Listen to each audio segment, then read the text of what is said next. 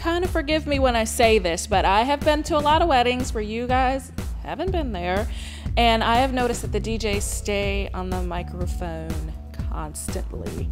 It turns a wedding, a great party, a great occasion into a club type atmosphere. I know lots of brides hate that. So tell me about your approach to handling a wedding reception, from the announcements to getting people out there on the dance floor to getting people pumped up. Yeah, a lot of not just DJs, but bands, entertainers, they try to make the event about them.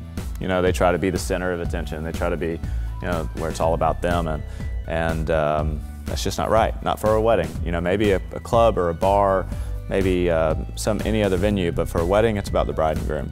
And we're supposed to help. We're supposed to facilitate, like you said, but we're not supposed to take over. You know, we're not supposed to make it all about us. And I think we do a good job doing that.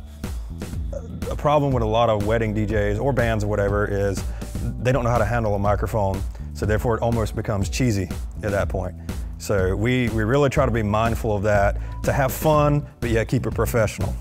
One of the other things I've noticed too is, and almost something that I kind of had to overcome too, is the whole game show host, you know, voice on the microphone. And the beer commercial. Yeah. Oh my gosh. But you know, when we are on the microphone, we're not introducing prizes or games or anything. You know, it's not this big boisterous thing. We're very personal on the microphone. We say what needs to be said, and then we're off. Because, like everyone said, it's your wedding, it's your party, not ours.